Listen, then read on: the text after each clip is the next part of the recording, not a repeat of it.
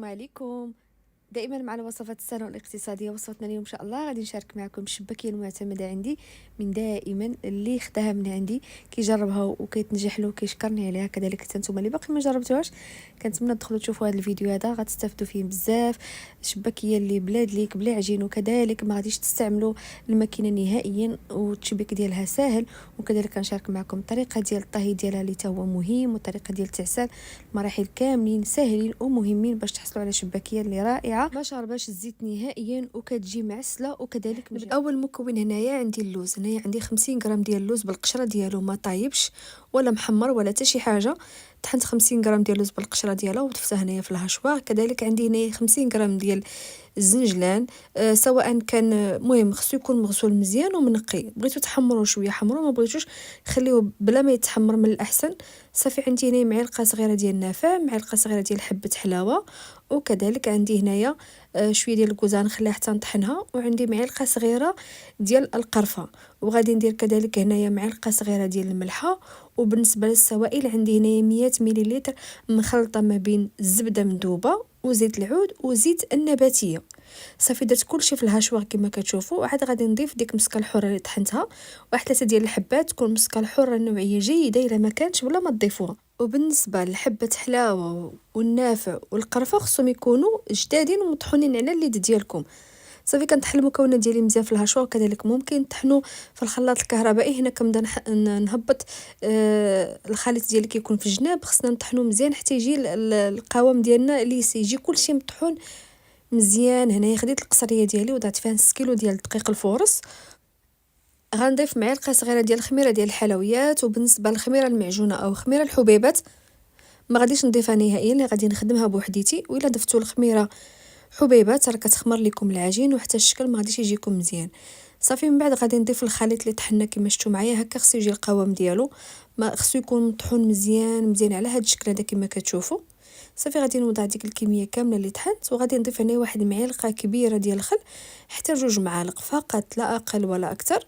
وغادي نضيف هنا صفار ديال البيضه حتى هي ضيفوها، راه كتعطي واحد القوام زوين الشباكيه ديالنا. وبالنسبه للمزهر كما كتشوفوا هذه النوعيه اللي كنستعمل دار العامري. ملي كدوروا القرعه راه كيبان لكم دار العامري مكتوبه اللور. بالنسبه لهاد القرعه هذه بقات لي منها غير شويه. هنايا خديت واحد قطعه ديال الثلج وضعت فيها داك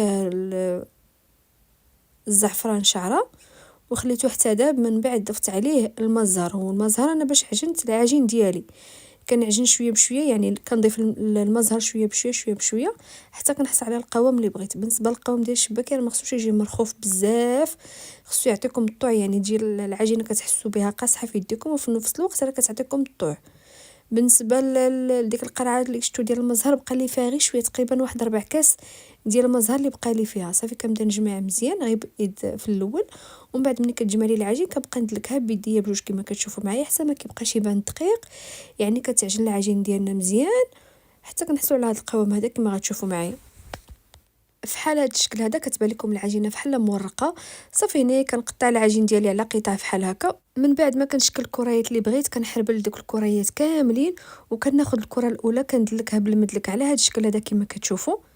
من بعد كنحط واحد الطرف فوق الطرف الثاني على هذا الشكل هذا كما غتشوفوا معايا. صافي غندير لهم كاملين هذه الطريقه هذه.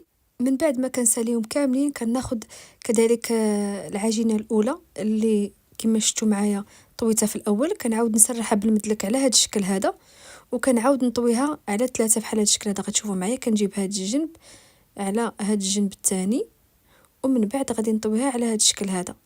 صافي كما كتشوفوا هذه الطريقه هذه. وغندير لهم كذلك نفس الطريقه كاملين وغنجمعهم في بلاستيك غذائي وغنخليهم على جانب. بالنسبه لهاد الطريقه هذه راه كتخلي الشباكيه ديالنا كتجي مرقه وتجي خفيفه. هنايا غادي نجمع العجينه ديالي كامله في هذا البلاستيك الغذائي وغنخليها ترتاح واحد 5 دقائق بما جمعنا المعينات ديالنا اللي خدمنا فيهم. صافي هنايا من بعد ما ارتاحت العجين ديالنا ديال الشباكيه كناخذ العجينه الاولى غنسرحها هنا فوق سطح العمل غير بالمدلك. هنايا انا ما استعملت لا ماكينه لا حتى شي حاجه، خدمت غير بيديا. وكذلك ما استعملتش الجراره. نوريكم واحد الماكينه استعملتها ساهله كتعطينا كميه كثيره في اقل وقت. انتم كتشوفوا من بعد ما كنسرحها مزيان فوق سطح العمل كنسرح العجين مزيان حتى كيبغي يبان لي سطح العمل. يعني نتوما بغيتو ديروها غليظه ولا رقيقه كيبقى لكم الاختيار. كنستعمل هاد الجراره هذه او هاد القطاعه، كتعطيني كميه اللي هي كثيره فوق تواجيز، سهله بزاف، كتقطع مزيان وكتعطيكم حتى الشكل زوين بحال الجراره. وغادي نشارك معكم طريقه ديال التشباك اللي سهله بزاف. هنايا ما غاديش ندير المونتاج، غادي نشارك معكم هنايا الصوت ديالي وانا كنخدم في الشباكيه. انا غنشرح لكم. عندكم هاد الشريط الاول كيتجمع، هو كيتحط فوق الشريط الثالث والشريط الخامس. هاد الاول مع الثالث مع الخامس، وعندك الثاني كيكون مع الرابع. ها نتوما غتشوفوا معايا. كنهز الشريط الاول وكنهبط الشريط الثاني، كنحط الشريط الاول فوق الشريط الثالث كما كتشوفوا ها نتوما، وهذاك الشريط الرابع كنهبطو فوق الشريط الثاني، وها الخامس غيتجمع مع الاول والثالث. صافي، جبدوا شويه العجين وسدوا دوك الاطراف اللي قلت لكم الاخيرين وقلبوا. ها هي سهله ما فيها حتى شي تعقيدات، شويه العقل ونخدم لكم. نعاود معكم عاوتاني بهذه الطريقه هذه.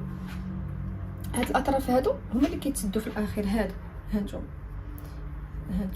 بلاتي، عندكم هاد الشريط الاول كيتجمع مع الشريط الثالث وكيتجمع مع الشريط الخامس، والشريط الثاني كيمشي مع الشريط الرابع.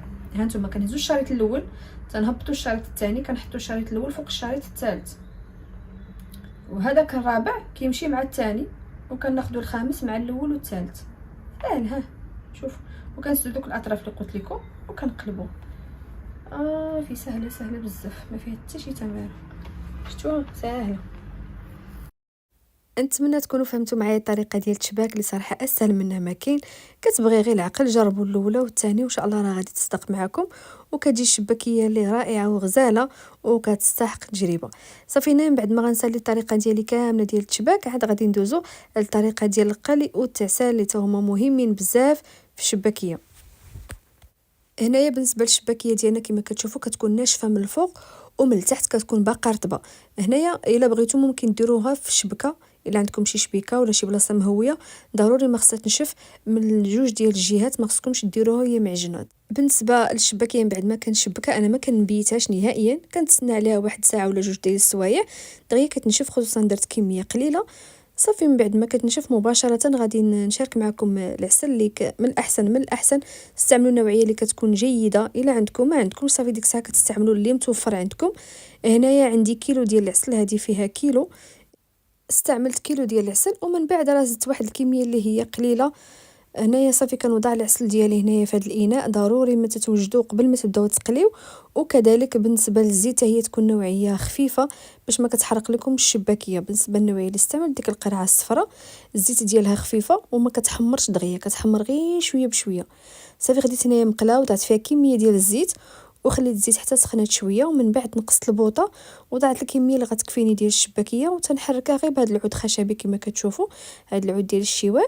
صافي كنبدا نحركها باش كتحمر مزيان والنار كتكون مهيله، ومن بعد ما كتحمر شويه من التحت كنقلب الشباكيه ديالي على الوجه الثاني. كنستعمل على الطريقه هذه حتى كتحمر من جوج جهات، وكنكونوا مواجدين العسل ديالنا والصفايه وكلشي كيكون واجد قبل ما كنبداو نقليو الشباكيه ديالنا. صافي هنايا من بعد ما كتطيب كنطفيو على البوطه. هنايا مباشره غناخذ الشباكيه غنطفيها في العسل كما كتشوفوا. هنا العسل انا عندي خفيفه شويه، ومني غادي نضيف عليها الشباكيه وهي سخونه راه كتزيد تخفاف.